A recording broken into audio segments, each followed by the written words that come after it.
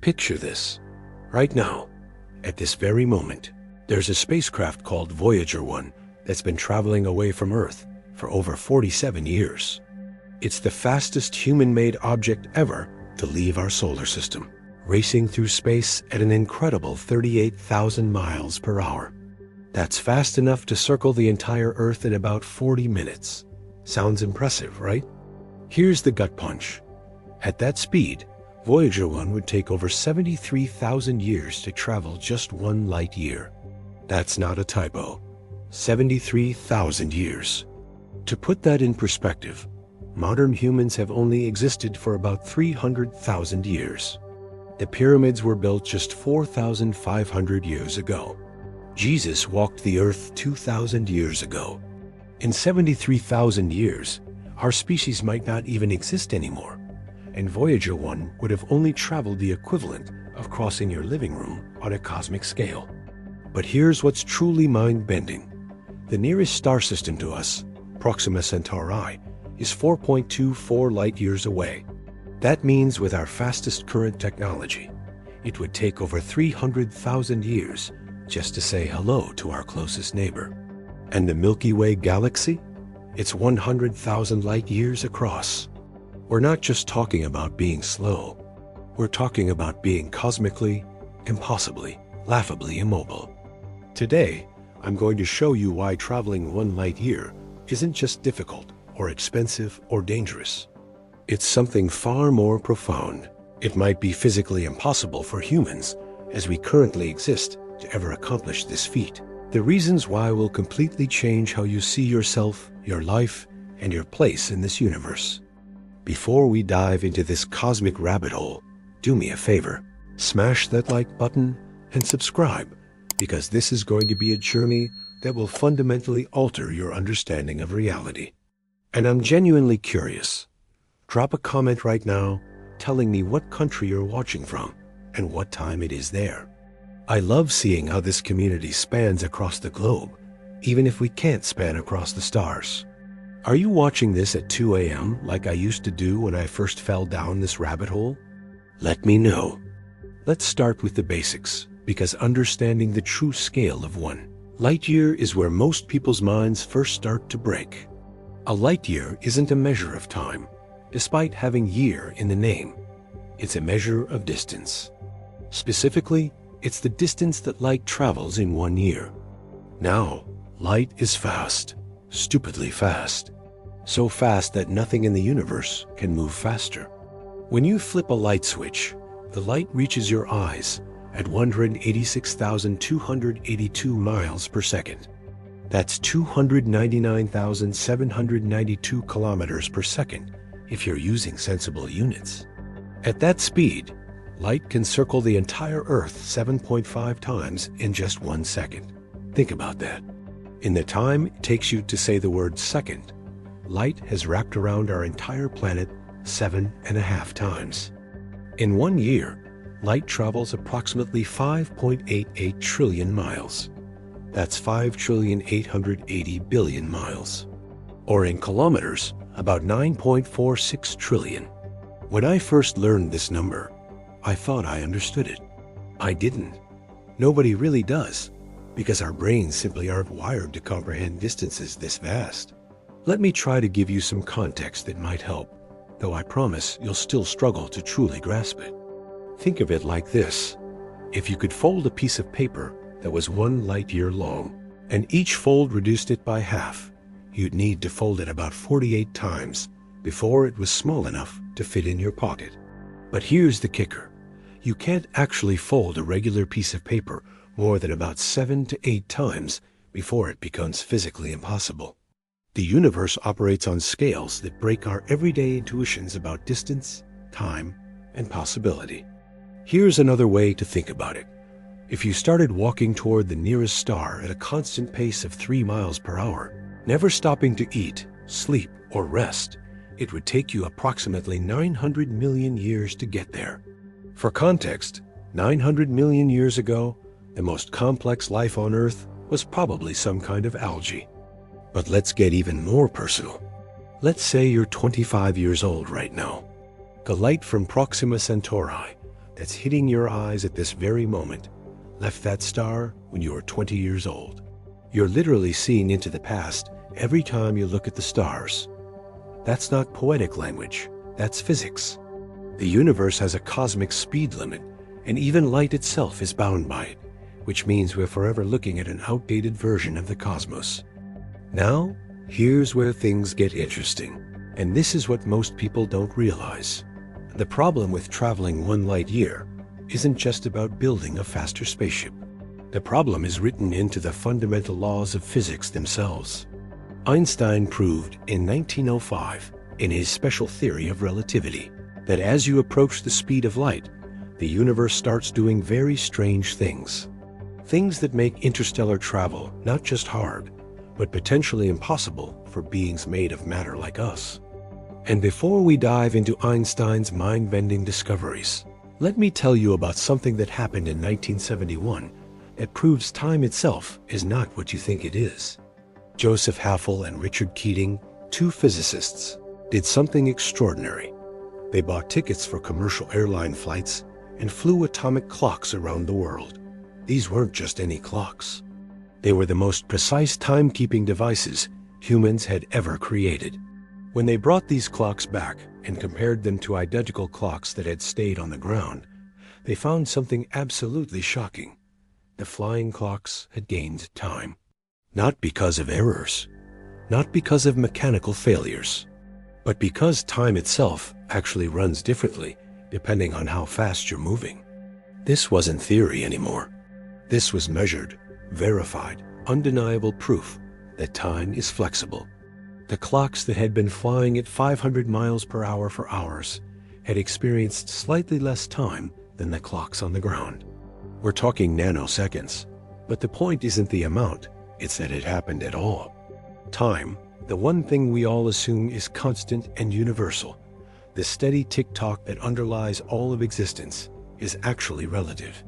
It bends, it stretches, it slows down depending on your speed. This is where the impossibility of traveling 1 light year starts to reveal itself. Because if time itself changes when you move fast, what else changes? All right, I need you to really focus for what I'm about to tell you, because this is where most people's understanding of reality starts to crack. Here's the question. What happens to your body when you try to approach the speed of light? The answer isn't what you'd expect. You don't just go fast. You don't just feel some G-forces like you're on an intense roller coaster. Something far stranger happens. You get heavier. I don't mean you eat too many space snacks. I mean your actual mass increases. Every atom in your body becomes more massive the faster you go. This isn't speculation. This is measured physics. Scientists at CERN, the European Organization for Nuclear Research, have been accelerating particles to 99.999999% the speed of light in their Large Hadron Collider. At those speeds, a tiny proton that normally has a mass of 1.67 times 10⁻27 kilograms becomes over 7,000 times heavier. Think about what this means for a human body. Let's say you weigh 150 pounds right now. If we could accelerate you to 90% the speed of light, you'd weigh about 344 pounds. At 99% the speed of light, you'd weigh over 1,000 pounds. At 99.9% the speed of light, you'd weigh over 3,000 pounds. Your bones, which evolved to carry 150 pounds, would now be trying to support a mass 20 times greater. You'd collapse under your own weight. But here's what will blow your mind. It gets worse. Exponentially worse. As you get closer and closer to the speed of light, your mass doesn't just increase. It approaches infinity. That's not hyperbole. That's the mathematical reality. At exactly the speed of light, your mass would become infinite. And to accelerate infinite mass requires infinite energy. This isn't just impractical or expensive. This is physically impossible. The entire energy output of the universe couldn't accelerate you to the speed of light because you'd need more energy than exists. This is why when people talk about traveling at light speed, physicists don't just say it's hard.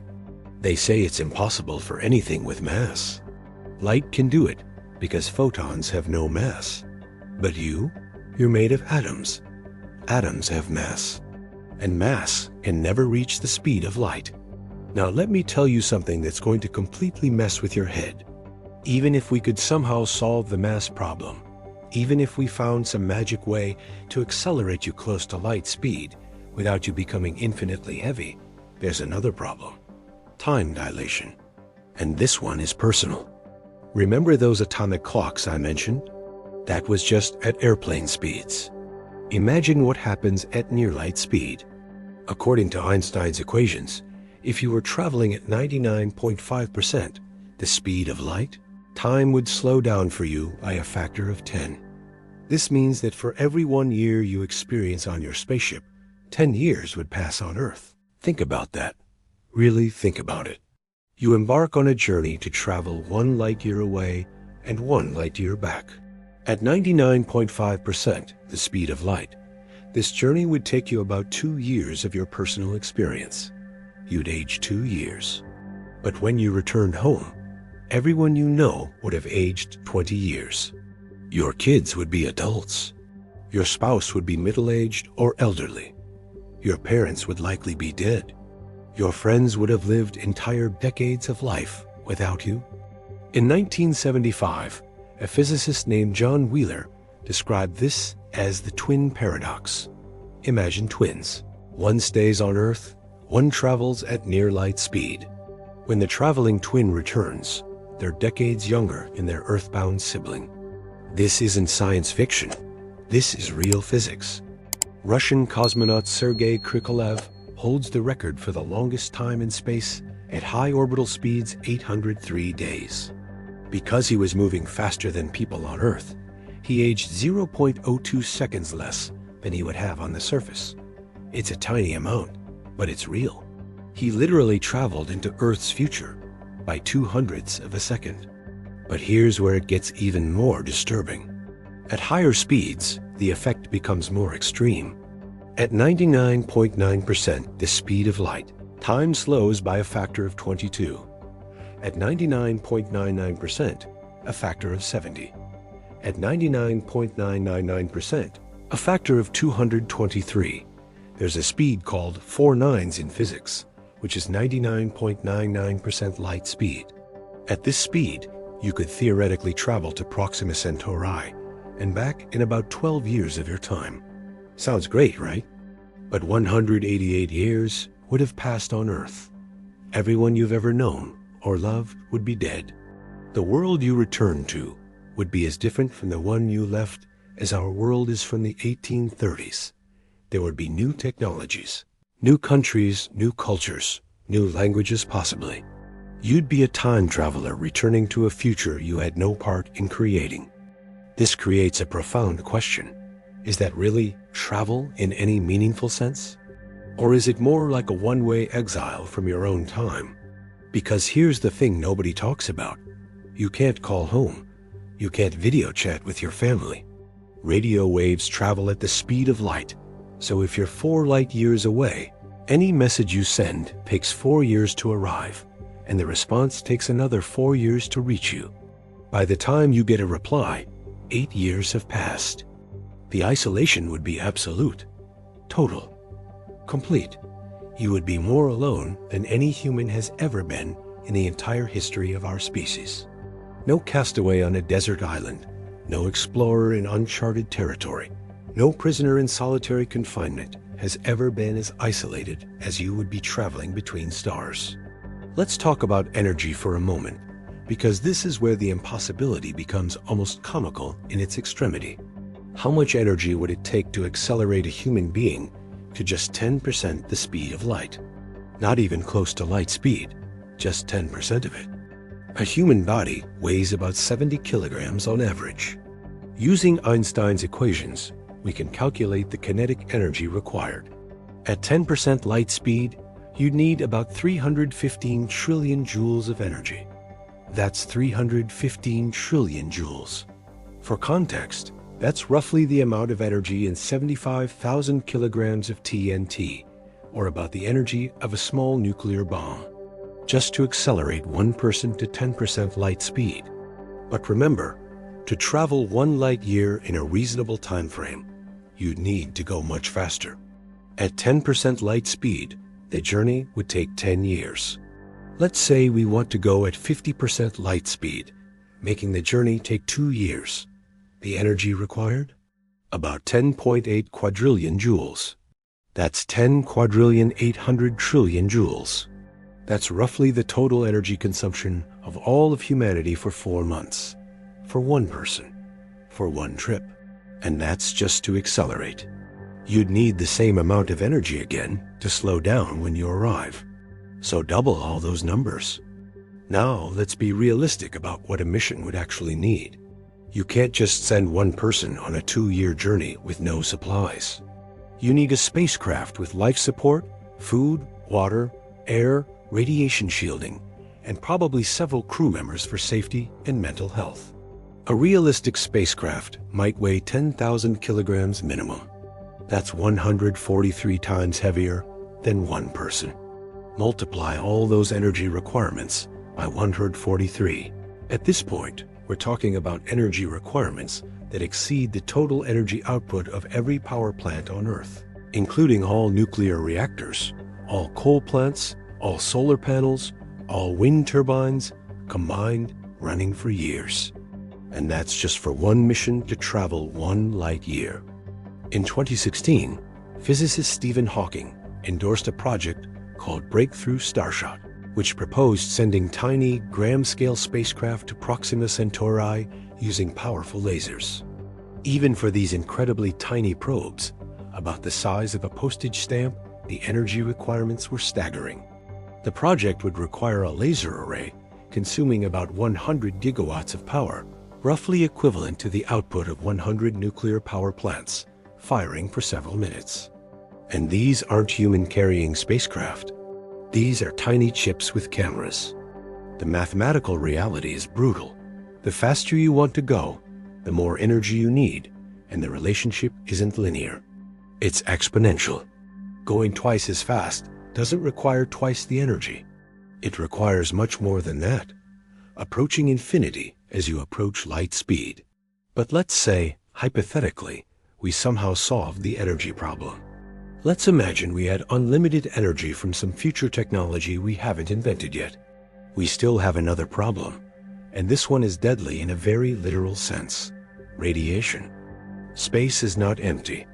I know it looks empty. We call it the vacuum of space, but it's not truly empty.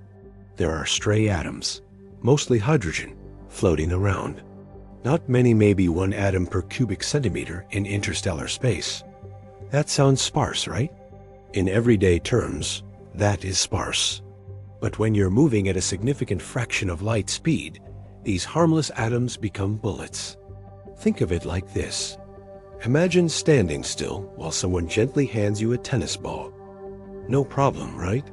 Now imagine standing still while someone throws a tennis ball at you at 100 miles per hour.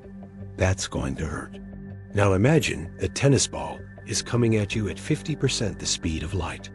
That tennis ball would hit you with enough energy to instantly vaporize you and everything around you. This is what would happen to your spacecraft. Every single hydrogen atom you encountered would hit your ship with tremendous energy, and you'd be encountering millions of them every second. These impacts would generate intense radiation. William Edelstein, a physicist at Johns Hopkins University, calculated in 2012 that a spacecraft traveling at just 95% light speed would encounter radiation levels of about 10,000 sieverts per year. For reference, a dose of 5 sieverts is usually fatal to humans. 10,000 sieverts every year. You'd need radiation shielding that doesn't exist with any known material. Lead wouldn't work. Water wouldn't work. Nothing we currently know of would work because the particles hitting you would be so energetic they'd pass through almost anything. But here's what's truly insane. The faster you go, the worse this gets. And it gets worse in a way that's counterintuitive. Because of relativistic effects, those hydrogen atoms, from your perspective, would appear to be moving toward you at close to light speed. But more than that, their energy would be blue shifted. Do you know what that means? It means they'd essentially become cosmic rays, the most energetic and dangerous form of radiation in the universe. Cosmic rays are what happen when particles are accelerated to near light speed by supernova or black holes. They're so energetic that when they hit Earth's atmosphere, they create cascades of particles that can be detected on the ground. Now imagine deliberately flying into the equivalent of cosmic rays continuously for years. Your DNA would be shredded. Your cells would die faster than they could regenerate. You'd develop radiation sickness within days and be dead within weeks, long before you traveled even 1 light year. In 2013, René Heller and his colleagues at McMaster University published a study calculating that any spacecraft traveling above 50% light speed would need shielding massing thousands of tons to protect its inhabitants from just the interstellar hydrogen. We're not talking about cosmic debris or meteoroids here. We're talking about individual atoms of hydrogen. The most common, simplest element in the universe becomes your deadly enemy at these speeds. Now let's get really personal and talk about what this journey would do to you as a living, breathing, biological human being. Because even if we solve the energy problem, and the radiation problem, and the time dilation problem, your body is fundamentally not designed for this. The human body evolved over millions of years in one specific environment, the surface of Earth, under 1 g of gravity, protected by a magnetic field and thick atmosphere, with 24-hour light-dark cycles and access to fresh food and water. Take away any of these things for extended periods, and your body starts to break down. Astronauts on the International Space Station, which orbits just 250 miles above Earth, experience significant physical deterioration. After just 6 months in space, astronauts lose 1 to 2% of their bone density.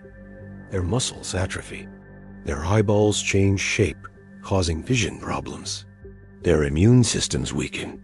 Their cardiovascular systems adapt to microgravity in ways that make returning to Earth dangerous. Scott Kelly, an American astronaut, spent 340 consecutive days on the ISS from 2015 to 2016. When he returned, he had lost bone density. His gut microbiome had completely changed, and his DNA expression had altered. Some of these changes were permanent. His telomeres, the protective caps on chromosomes, had lengthened in space, but then shortened rapidly upon return, potentially accelerating his aging. That was just 340 days, orbiting 250 miles from Earth, with regular resupply missions bringing fresh food, and with Earth's magnetic field still providing some protection from radiation. Now imagine a journey to travel 1 light year. Even at 50% light speed, that's a 2-year journey each way, 4 years total. In deep space, far from Earth's protective magnetic field, bombarded by radiation, we can barely imagine eating preserved or recycled food, with no way to resupply, no way to evacuate in an emergency, and no possibility of medical care beyond what you brought with you. Let me paint you a picture of what would likely happen. Within the first few months, your bone density would plummet. Your muscles would atrophy despite exercise. Your cardiovascular system would weaken. Your immune system would fail, making you susceptible to infections. The radiation would begin accumulating in your body, damaging your DNA, killing cells, increasing your cancer risk. Your circadian rhythms would be disrupted by the lack of natural day-night cycles. You'd likely experience depression, anxiety, and other psychological issues from the isolation and confinement. By year 2, you'd be a shell of your former self. Your bones would be brittle. Your muscles would be weak. You'd probably have developed cancer. Your eyesight would be failing. Your cognitive function would be impaired. And you'd still have 2 years left for the return journey, assuming you even wanted to return to an Earth where everyone you knew had aged or died. Chris Lenhart, a space medicine professor at George Washington University, has studied the long-term effects of space travel on the human body. In 2019, she published findings suggesting that any journey beyond a couple of years would result in irreversible damage to the human body. We're not talking about discomfort. We're talking about permanent disability, drastically shortened lifespan, and dramatically reduced quality of life. The brutal truth is this: the human body is designed for Earth. We are Earth creatures, evolved for Earth conditions. Trying to take us beyond Earth for extended periods is like trying to take a fish out of water. Sure, you can do it for a little while with the right equipment. But fundamentally, you're fighting against billions of years of evolution. Let me shift gears for a moment and talk about something that might be even harder to overcome than the physics: the human mind. Because even if we solved every physical problem I've mentioned, there's a good chance the journey would break you psychologically before you ever completed it. Human beings are social creatures. We evolved in groups. Our brains are literally wired for social interaction. Studies on solitary confinement have shown that humans begin experiencing serious psychological distress after just a few days of isolation. Extended isolation causes hallucinations, paranoia, depression, and anxiety. Some of these effects can be permanent. Now, I know what you're thinking, but you wouldn't be alone. You'd have a crew. True, but studies on isolated groups, like researchers in Antarctica, show that group dynamics in isolated, confined environments often become toxic. At Concordia Station in Antarctica, where researchers spend months in isolation, psychological screening is intense because they've had incidents of violence, severe depression, and mental breakdowns. And that's with regular communication with the outside world and the knowledge that they can leave eventually. On a multi-year journey to travel 1 light year, you'd be stuck with the same few people in a tiny space with no possibility of escape, no new stimuli, no privacy, and no communication with anyone else in the universe except each other. The psychological term for this is ICE, isolated, confined environment. And humans handle it very badly.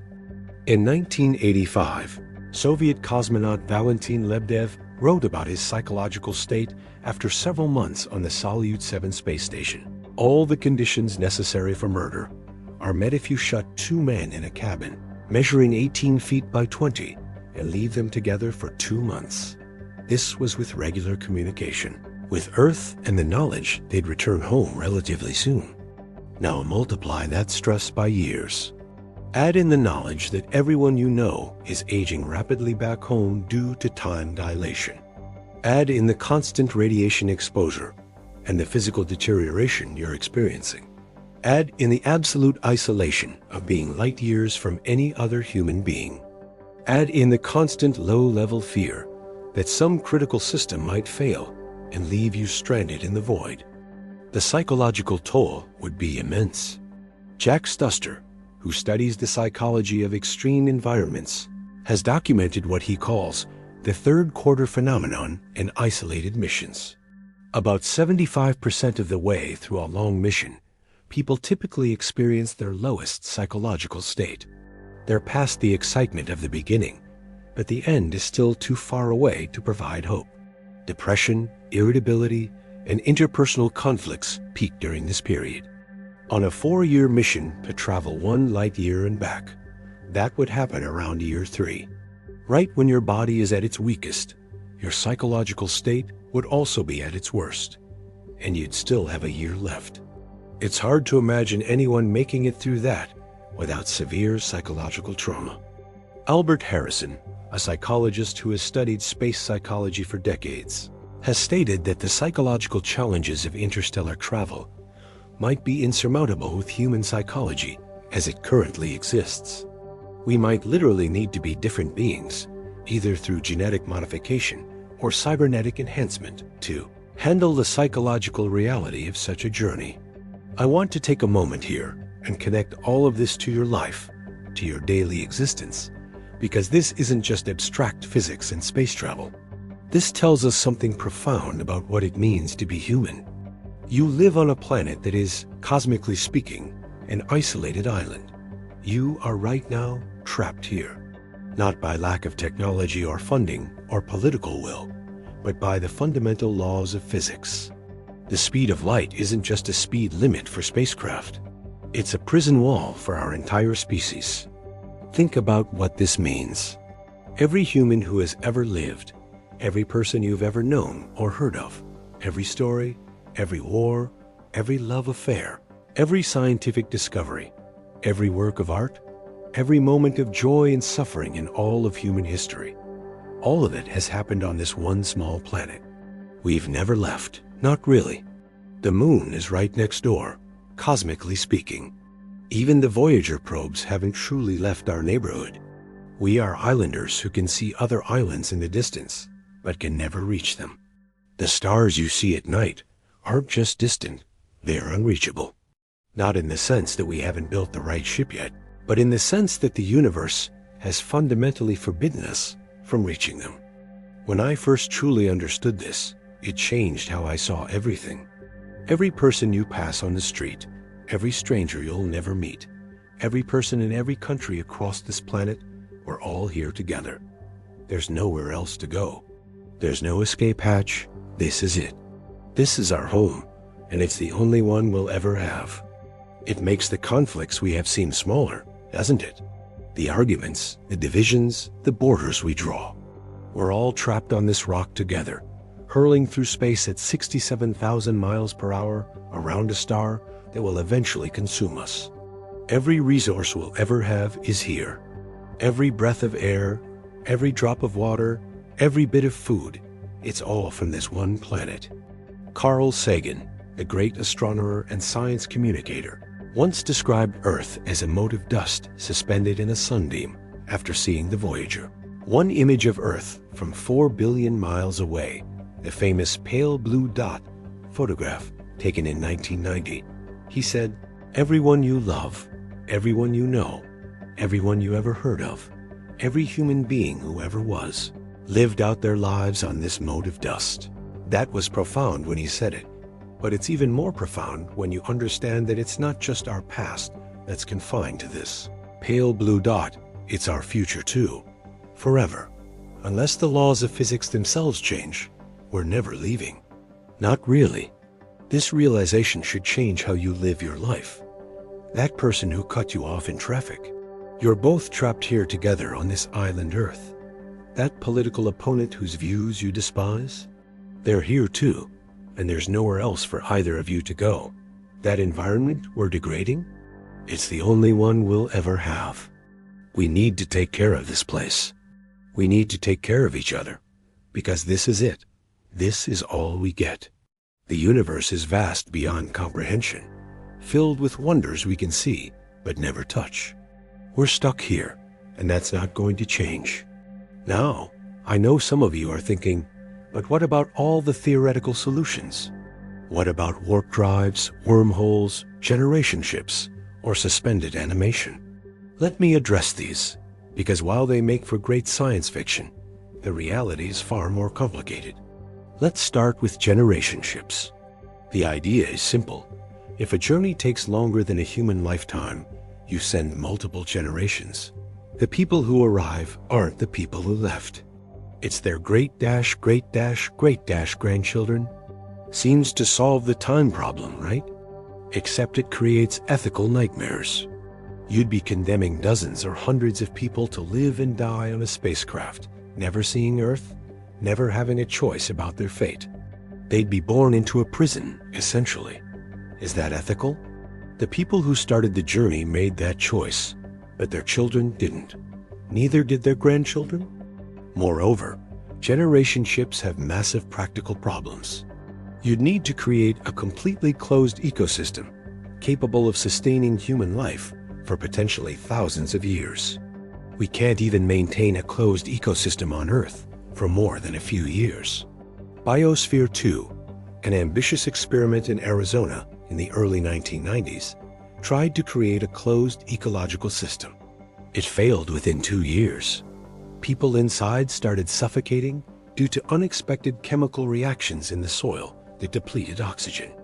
Now imagine that, but in space, with no possibility of emergency resupply for hundreds or thousands of years. One system failure, one disease, one crop failure could doom everyone aboard. The statistical likelihood of success over such timescales is essentially zero. What about suspended animation or cryogenic freezing? This is probably our best bet theoretically, but we have no idea how to do it. We can't even reliably freeze and revive simple organisms without damage, let alone complex mammals. Every time we try to freeze human tissue, ice crystals form that tear cells apart. When you thaw the tissue, it's mush. There are some organisms that can be frozen and revived tardigrades, certain bacteria, but they're simple, small, and have specific proteins that prevent ice crystal formation. Humans don't have these proteins. Adding them would require fundamental genetic modification of every cell in your body. At that point, are you even still human in any meaningful sense? Now let's talk about the exciting theoretical physics solutions. Warp drives and wormholes. These capture people's imaginations because they offer a way around the light speed limit. Instead of going faster than light, you'd bend space itself. The Alcubierre drive, proposed by physicist Miguel Alcubierre in 1994, suggests creating a bubble of warped space around a spacecraft. Space contracts in front of you and expands behind you, and you ride this wave like a surfer, never locally exceeding light speed, but covering vast distances quickly. Sounds perfect, right? Here's the problem. The mathematics of the Alcubierre drive require something called exotic matter with negative mass. Negative mass doesn't just mean we haven't found it yet. It means matter that has properties opposite to everything we've ever observed. Matter that falls up instead of down. Matter that pushes instead of pulls. And we'd need lots of it by some calculations. More mass energy than exists in the observable universe. Even if negative mass exists, we have no idea how to create it, contain it, or manipulate it. And if you somehow could create it, it would probably violate causality, allowing time travel and creating paradoxes. Most physicists think exotic matter probably can't exist in our universe because it would make the universe unstable. Wormholes have similar problems. In theory, general relativity allows for shortcuts through space-time. But every solution we've found that allows traversable wormholes requires exotic matter to keep them open. Without it, a collapse faster than light could pass through them. Plus, we've never observed a wormhole, never created one, and have no idea how to do so even theoretically. Kip Thorne, one of the world's leading experts on general relativity and the physicist who won the Nobel Prize in 2017 for his work on gravitational waves, has said that while wormholes are theoretically possible in the equations, practically creating one would require technology so far beyond anything we can imagine that it might as well be magic. Here's the brutal truth.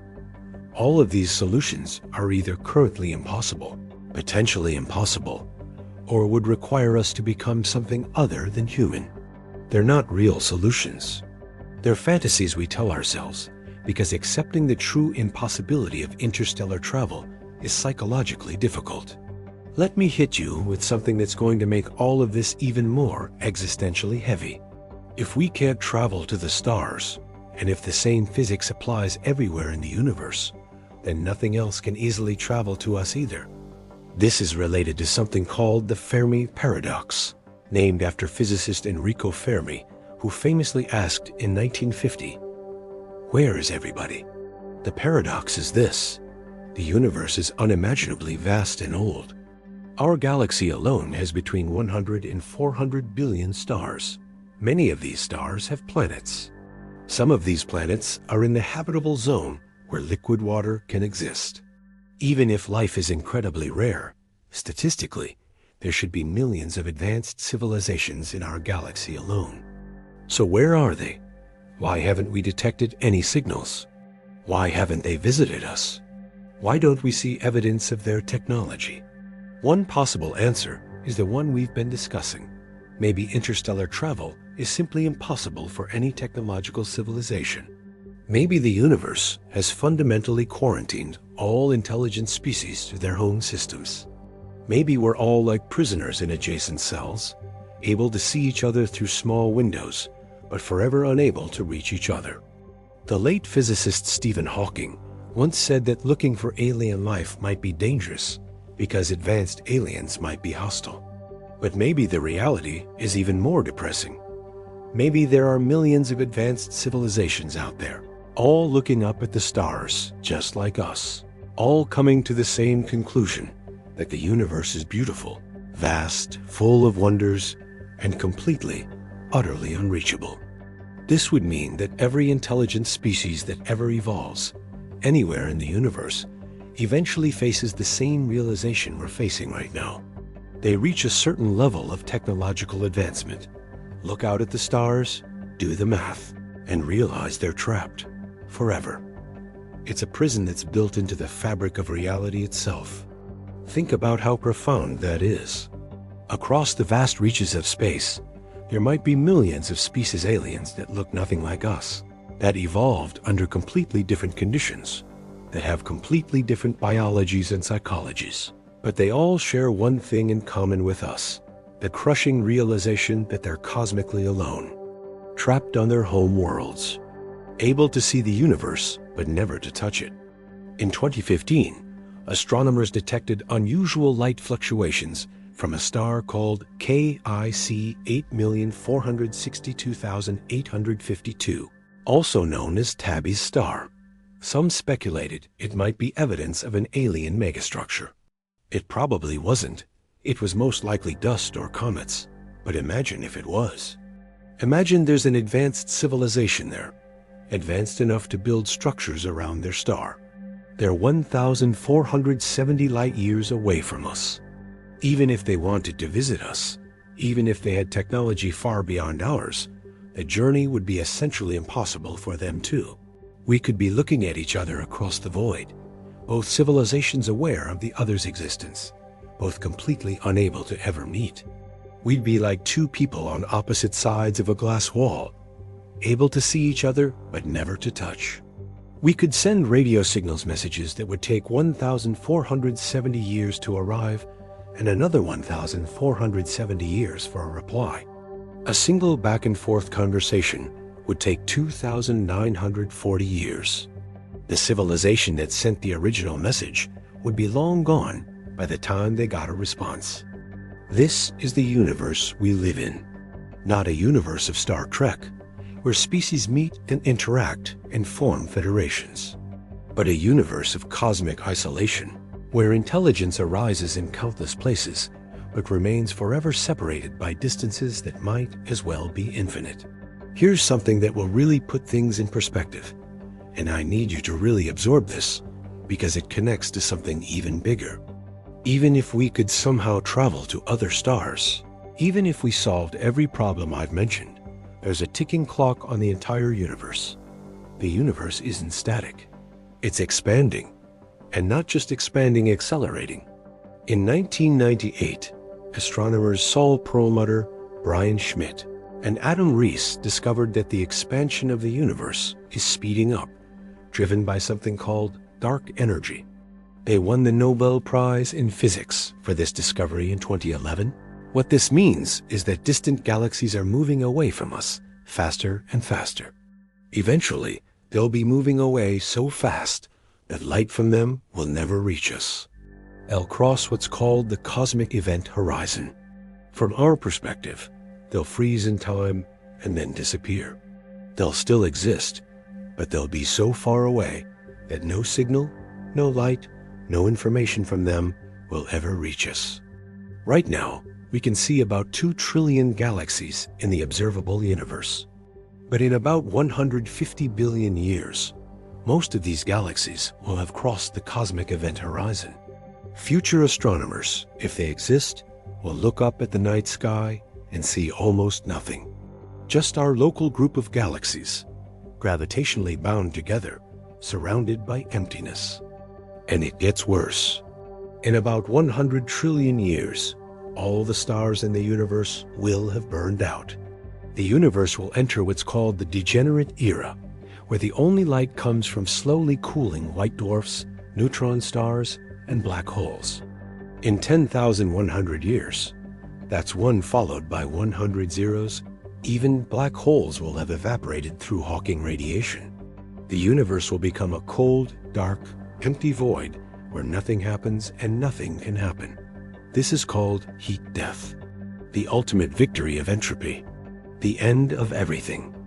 So even if we could travel to the stars, even if we could somehow become an interstellar species, we'd only be delaying the inevitable. The universe itself is dying. Slowly, but inevitably. Every star that burns is one less star that will ever exist. Every fusion reaction is consuming fuel that can never be replaced. The universe is running down like a clock that can't be wound back up. This is what physicist Freeman Dyson wrote about in his 1979 paper, Time Without End. He tried to figure out if advanced civilizations could survive indefinitely by using the available energy more and more efficiently as the universe cooled. His conclusion was technically yes, but the civilization would have to slow down its processing speed exponentially. You could think slower and slower, take longer and longer to have each thought, and in principle survive forever. But you'd be experiencing less and less as time went on, your thoughts becoming infinitely slow in an infinitely cold universe. Is that really survival? Or is it just a drawn-out death? Now I'm going to tell you something that might actually give you some hope, or at least a different perspective. What if the impossibility of interstellar travel is a clue about the nature of reality itself? Some physicists and philosophers have proposed that we might be living in a simulation, a computer-generated reality created by some advanced civilization. This is called the simulation hypothesis, and it's been seriously discussed by people like philosopher Nick Bostrom and physicist Neil deGrasse Tyson. Here's the logic. If it's possible to create realistic simulations of conscious beings, then advanced civilizations would probably create many such simulations. This means that simulated realities would vastly outnumber real reality. Statistically, we're more likely to be in a simulation than in base reality. Now, here's where this connects to our discussion. Computer simulations have limits. They can't simulate infinite detail or infinite space. They have to set boundaries. And one way to set boundaries in a simulation of a universe would be to make interstellar travel effectively impossible. You wouldn't need to simulate what's happening in other star systems if no one can ever reach them. You only need to simulate the details of whatever the conscious beings can actually observe and interact with. The speed of light could be a processing speed limit. The expansion of the universe could be a way to reduce the amount of the simulation that needs to be rendered. Time dilation could be a way to keep different reference frames consistent without requiring infinite computational power. If we're in a simulation, the impossibility of interstellar travel isn't a bug, it's a feature. It's a way to keep the simulation manageable.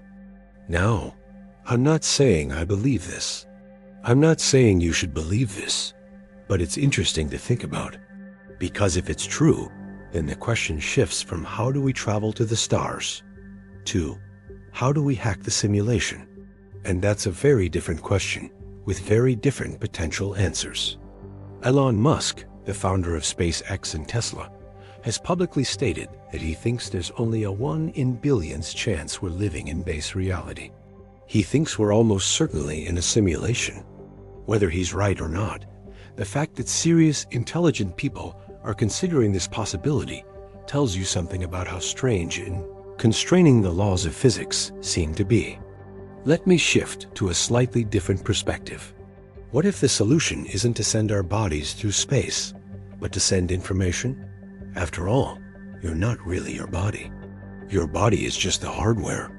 Your consciousness, your memories, your personality, that's information, data. And data can be transmitted at the speed of light. Imagine this. We develop technology to scan a human brain at the molecular level, capturing every connection, every neuron, every synapse. We convert that information into data. Then we beam that data as a radio signal to another star system, where we've sent self-replicating robots ahead of time. The robots receive the data and build a new body, either biological or mechanical, and upload the brain data into it. From your perspective, you go to sleep in a scanner on Earth and wake up in a new body on another planet. You've traveled 1 light year in the time it takes light to travel 1 light year 1 year. Sure, your original body is still on Earth or maybe destroyed, but if the copy is perfect, does that matter? The being that wakes up has all your memories, your personality, your sense of identity. This is called mind uploading or whole brain emulation, and while it's currently science fiction, it's not obviously impossible in the way faster than light travel is. It doesn't violate any known laws of physics. It's just engineering, incredibly difficult engineering, but engineering nonetheless. Ray Kurzweil, a futurist and director of engineering at Google, has predicted that we'll be able to upload human consciousness to computers by 2045. He's often been right about technological predictions, but this one is far more speculative. The problem is, we don't really understand consciousness. We don't know if it's purely computational, or if there's something else involved. We don't know if a copy of you is really you, or just a copy. This gets into deep philosophical territory. If we copy your brain perfectly and destroy the original, have you traveled to a new star, or have you died and been replaced by a duplicate? If we copy your brain without destroying the original, there are now 2 of you. Which one is the real you? Do both have equal claim to being you? What if they start having different experiences and diverge in personality? These questions don't have clear answers. But here's what's interesting. This approach sidesteps almost all the physical problems we've discussed. No need to protect fragile biological bodies from radiation. No need to worry about time dilation, because you can just pause the consciousness during the journey. No need for massive amounts of energy to accelerate tons of matter. You just need enough energy to transmit radio waves. The Breakthrough Message Project, related to Breakthrough Starshot, has discussed exactly this, sending messages to the stars that contain the instructions for building human bodies and uploading human consciousness. If aliens receive the message, they could recreate us. In a sense, the message is us. But is that really us? Or is it just information about us? This is the question at the heart of the identity problem. And it doesn't have a clear answer. Here's something that's going to sound absolutely wild, but stay with me because it connects to cutting-edge physics. What if the way to travel to other stars is to not travel through space at all, but to travel to other universes? According to some interpretations of quantum mechanics, particularly the many worlds interpretation proposed by physicist Hugh Everett in 1957, every quantum event creates a branching of reality. Every time a particle could go left or right, the universe splits into 2 universes, one where it went left and one where it went right. This means there are infinite parallel universes, constantly branching. In some of these universes, the laws of physics might be slightly different. In some of them, the speed of light might be different. In some, interstellar travel might be easy. In some, humans might have evolved to be naturally suited for space travel. Now, if we could somehow access these parallel universes, we wouldn't need to travel through space in our universe. We could shift to a universe where we're already on another planet. From our perspective, it would be instant. We'd just suddenly be somewhere else. This sounds like pure fantasy, but some physicists take it seriously. David Deutsch, a physicist at Oxford University, has written extensively about the many worlds interpretation and its implications. He's argued that quantum computers might be able to access the computational power of parallel universes. The problem is, we have absolutely no idea how to deliberately access parallel universes, if they even exist in a form we can access. It's theoretically possible in some interpretations of quantum mechanics, but we're probably centuries away from having the technology to do anything about it, if it's possible at all. But here's what's interesting. This reframes the problem. Instead of asking, how do we go faster? We ask, how do we go sideways? It's a completely different approach than that might avoid all the physics problems we've been discussing. We've covered a lot of ground, and I want to bring this back to something personal and meaningful. What does all of this mean for human purpose? If we're trapped here on Earth, if we can never reach the stars, what are we supposed to do? What's the point? Here's my take. Maybe the point isn't to go to the stars. Maybe the point is to understand them, to observe them, to appreciate them, to create art about them, to wonder at them. Consider this. You will never visit ancient Rome. You can't. It doesn't exist anymore. It existed 2,000 years ago, and now it's gone. All you can do is study its ruins, read its literature, and imagine what it was like. Does that make Roman history pointless? Of course not. The fact that you can't visit something doesn't make it meaningless. The stars are like ancient Rome, except instead of being separated from us by time, they're separated from us by space. We can't visit them, but we can observe them. We can study them. We can learn about them. We can appreciate their beauty. We can use them to understand the universe and our place in it. In 2019, astronomers captured the first image of a black hole. Think about that. We photographed something so extreme that not even light can escape it, located 55 million light years away. We'll never go there. We'll never touch it. We'll never get any closer to it. But we saw it. We understood it. We added to human knowledge about the universe. Isn't that valuable? Isn't that meaningful? Does the fact that we can't visit a black hole make that achievement less impressive? I'd argue it makes it more impressive. We've found a way to reach out across unfathomable distances with our minds, if not our bodies. Maybe humanity's purpose isn't to spread physically across the stars. Maybe it's to spread intellectually, to understand more and more of the universe, to create a mental map of reality that's as accurate and complete as possible, to be the universe's way of understanding itself. Carl Sagan said, "We are a way for the cosmos to know itself." If that's true, then we don't need to go to the stars. We're already doing our job. We're already fulfilling our purpose. We're the universe's consciousness, its awareness, its capacity for wonder. And maybe that's enough. There's something philosophically profound about limitation. Throughout history, humans have often found meaning not in unlimited freedom, but in creative responses to constraints. Poetry has meter and rhyme schemes limitations that force creativity. Painting has the limitation of 2 dimensions, which artists use to create depth. Music has the limitation of 12 notes in the Western scale, but from those limitations comes infinite variety. Chess has strict rules, and those rules make it beautiful. Maybe the speed of light is like that. It's a constraint, but constraints create meaning. If we could go anywhere instantly, would anywhere be special? If every star was as reachable as the next room, would we value them? Scarcity creates value. Distance creates appreciation. There's a concept in Japanese aesthetics called ma, which roughly translates to negative space or the space between. It's the idea that emptiness and distance aren't just voids to be filled, they're meaningful in themselves. The space between notes is what makes music. The space between words is what makes language. The space between stars might be what makes them meaningful. Anthropologist Claude Levi-Strauss once wrote about how indigenous peoples of the Amazon would deliberately not explore certain areas of their territory, leaving them as unknown, sacred spaces. The unknown wasn't something to be conquered, but something to be respected and preserved.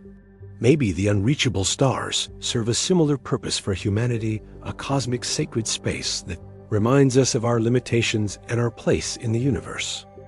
Consider also that our inability to reach the stars might be protecting us. Advanced civilizations, if they exist, might be aggressive or dangerous.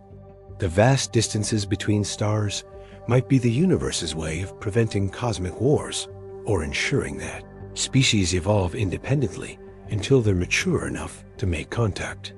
The Great Filter Theory, proposed by economist Robin Hanson, suggests that there might be barriers that prevent most civilizations from becoming interstellar.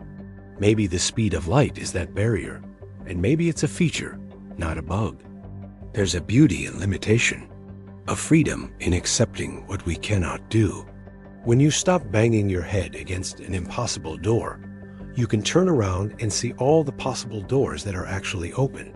We can't reach the stars, but we can cure diseases, create art, explore our own planet, understand our own minds, build societies, love each other, raise children, and find meaning in the finite time we have. All right, we're in the home stretch here, and I want to leave you with one final mind-bending thought that reframes everything we've discussed.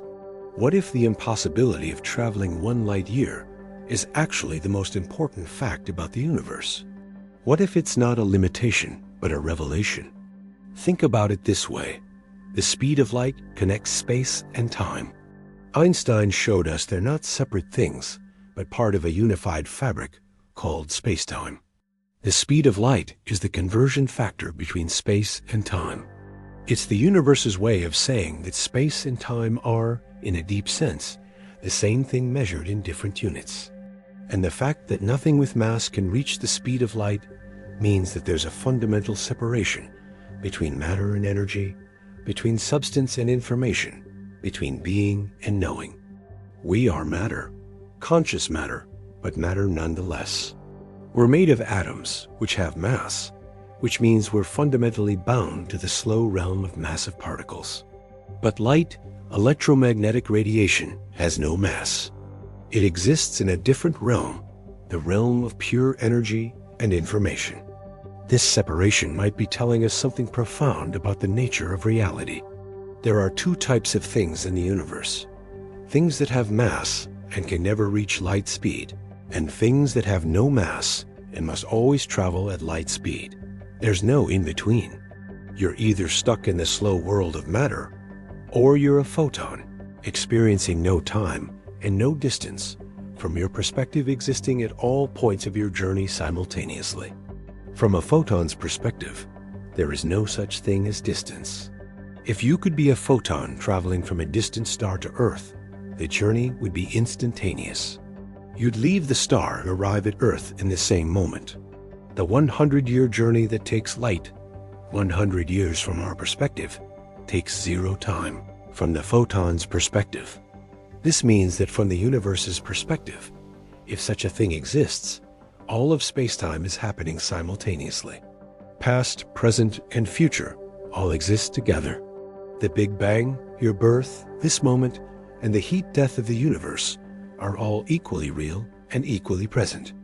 We only experience them as separate because we're made of matter, which forces us to move through time at a fixed rate and through space slower than light. Our experience of sequential time, of cause and effect, of journeys that take time, these are artifacts of being matter-based observers.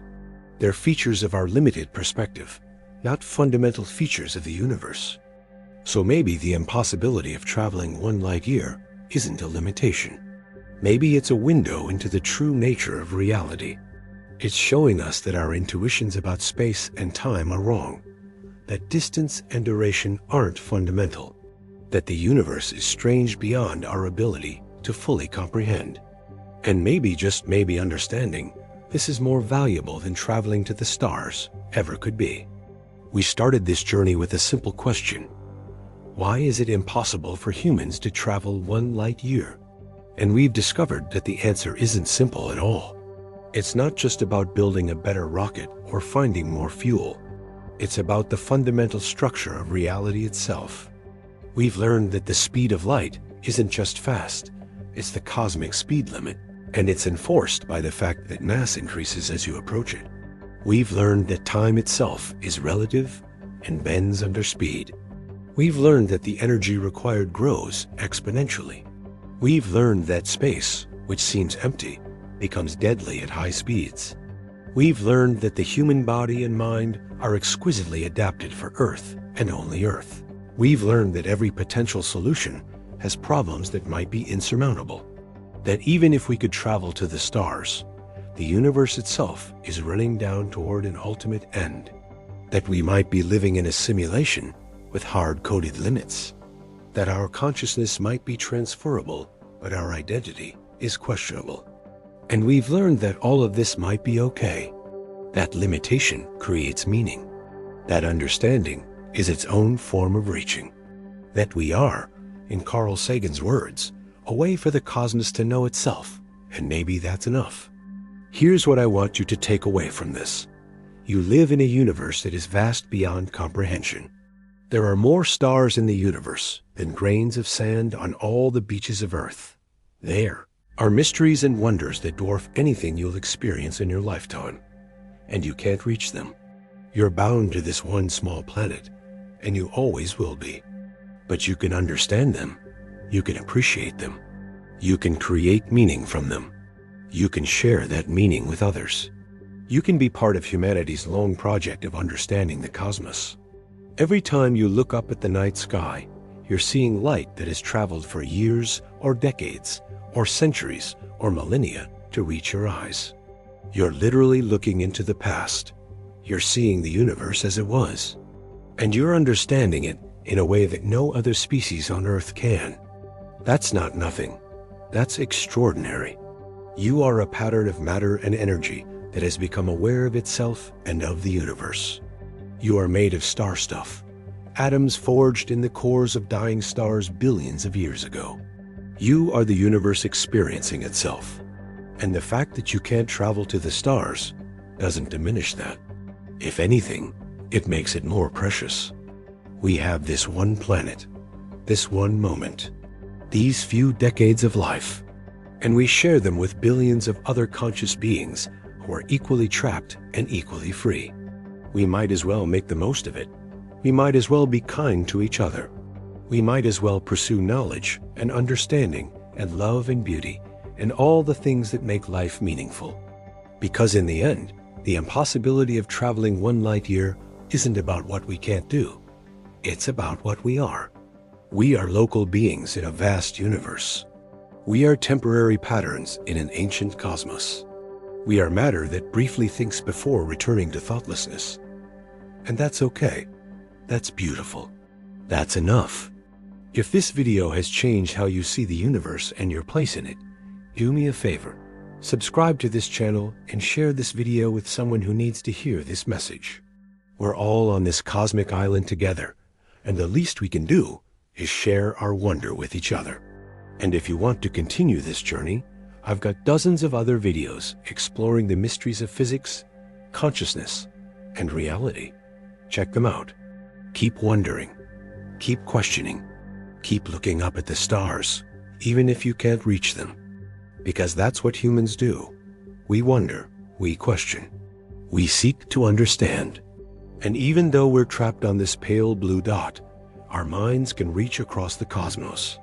And that, my friends, is the closest thing to magic that actually exists.